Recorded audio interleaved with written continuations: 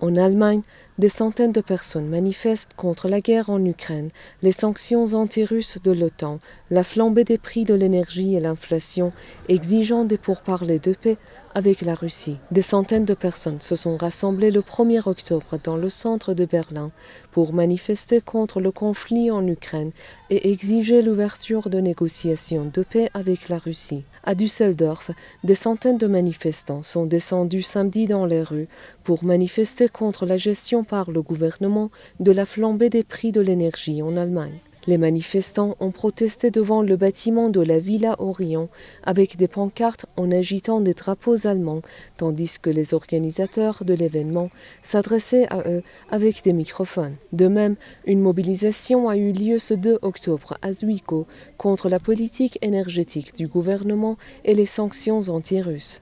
Au cours des dernières semaines, des milliers de personnes ont pris part à des manifestations similaires sur les prix de l'énergie, l'impact des sanctions et des restrictions dans plusieurs États de l'Est de l'Allemagne. La France a connu une semaine intense de manifestations et de protestations contre la politique du gouvernement vis-à-vis de la Russie et les prix de l'énergie, ainsi que l'inflation record qui pèse lourd sur les foyers français. Les manifestants ont défilé jeudi, journée de grève générale, à l'appel des syndicats dans les rues de Paris pour protester contre le coût élevé de la vie résultant de la crise énergétique actuelle. Parmi eux, des enseignants, des travailleurs du secteur de l'énergie et d'autres ont exigé des augmentations de salaire et ont poussé le gouvernement à lutter contre la flambée de l'inflation en France. Près de 200 rassemblements ont été organisés dans le pays à l'appel des syndicats CGT, FSU et Solidaires et d'organisations de jeunesse pour réclamer des hausses de salaire et lancer un avertissement au gouvernement désireux de réformer la retraite. Les organisateurs ont choisi pour mot d'ordre l'augmentation des salaires, des bourses et des minima sociaux alors que l'inflation avoisine les 6% et que les prix de l'énergie flambent. D'autres manifestations et grèves sont prévues pour ce mois d'octobre, dont le plus important sera la grève nationale du transport du 17 au 23 octobre 2022.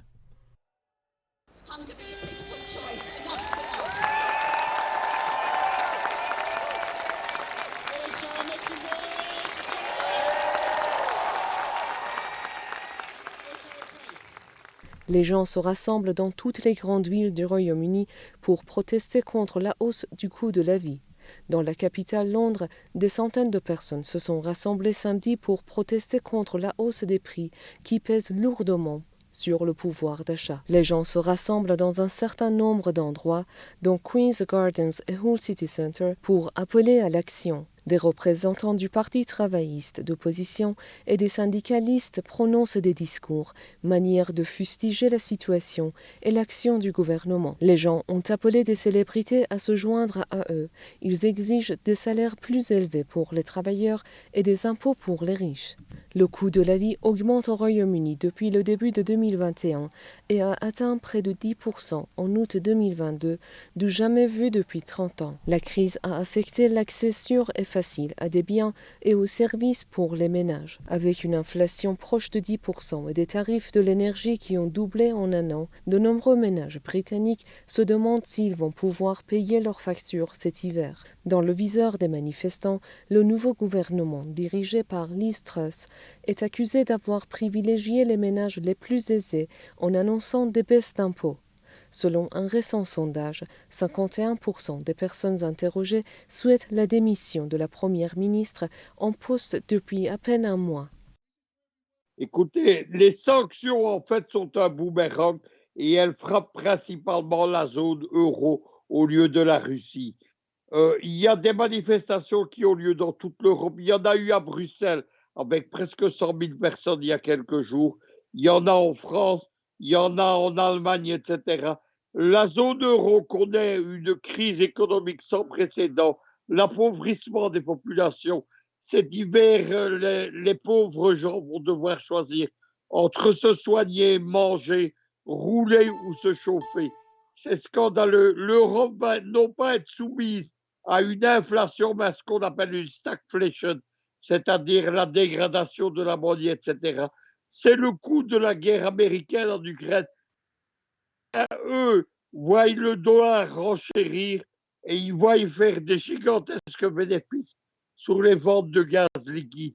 Mais l'épicentre de la crise, c'est la Grande-Bretagne. C'est la raison d'ailleurs de toute la propagande qui a été faite autour de l'enterrement d'Élisabeth II et le couronnement du nouveau roi Charles III. Il fallait faire oublier à la population sa situation économique. Il y a une nouvelle première ministre, Liz Truss, qui est pire que Boris Johnson et que Margaret Thatcher, et qui a été nommée pour faire la guerre contre les syndicats et la classe ouvrière. Et là, en particulier, réduit l'impôt sur la fortune des classes les plus aisées, au grand scandale de la population. Il y a un mouvement de masse qui est défini par les classes paupérisées et par les syndicats. Il y a notamment un mouvement qui s'appelle Brûlez vos factures d'électricité, ne les payez pas, ce qui va d'ailleurs aggraver la situation des classes moyennes, puisque vous savez que cet hiver, il y aura des coupures massives d'électricité. On annonce partout des coupures de gaz, des coupures d'électricité. En France et en Belgique, il y a des milliers de commerces qui ferment avec la faillite, en particulier les boulangeries et les supermarchés, parce qu'ils ne savent plus faire face à leurs notes de gaz et d'électricité qui sont multipliées par 10. C'est cela le coût de la guerre américaine en Ukraine. Cette guerre est supportée par les classes dirigeantes de l'Union européenne qui sont des atlantistes et qui ont été placés au pouvoir par les Américains.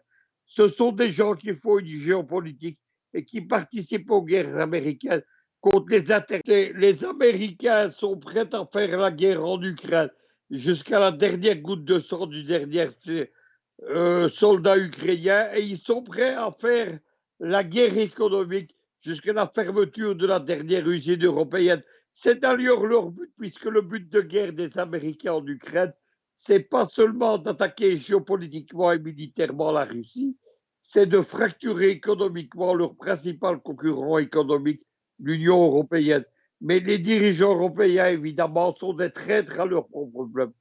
Ça, nous sommes au début de la crise. La crise, elle va s'engager quand on va être au cru de l'hiver. Déjà, il y a des grandes zones de froid en Belgique et en France. Et c'est un hiver qui s'annonce rude.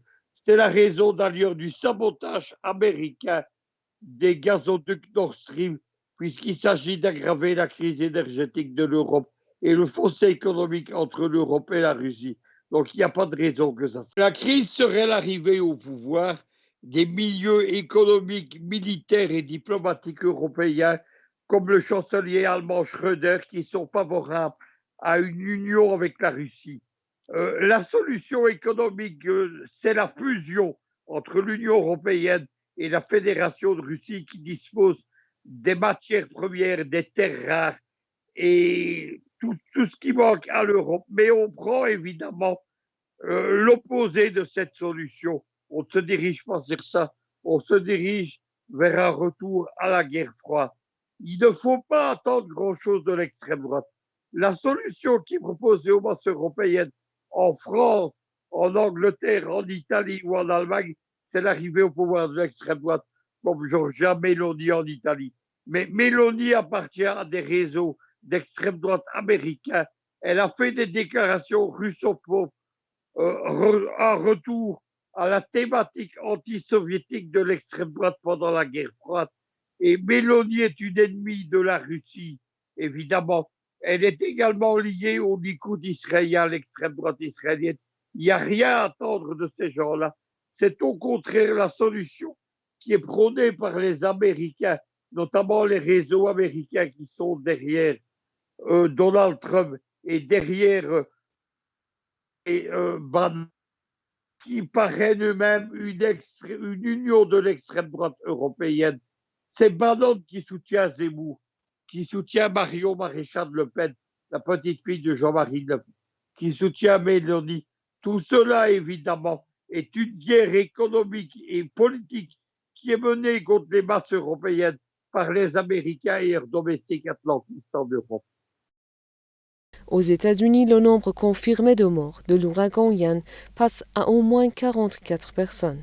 Les autorités affirment que le nombre final de morts sera beaucoup plus élevé car des rapports faisant état de décès supplémentaires continuent d'émerger de différents comtés de l'État de Floride. La tempête dévastatrice a laissé derrière elle une traînée de destruction en Floride, les sauveteurs recherchant toujours des survivants dans les quartiers submergés et le long de la côte sud-ouest de l'État. Des maisons, des restaurants et des entreprises ont été détruits lorsque Ian a débarqué mercredi sous la forme d'un puissant ouragan de catégorie 4. Les médias américains ont dénombré plus de 70 morts liés à la tempête directement ou indirectement. Le président Joe Biden se rendra à Porto Rico et en Floride cette semaine pour observer pour la première fois seulement les dégâts causés par les ouragans consécutifs. Il est souvent reproché au gouvernement américain de ne pas prêter l'attention nécessaire aux sinistrés des catastrophes naturelles ou les citoyens qui se sentent souvent abandonnés à leur sort.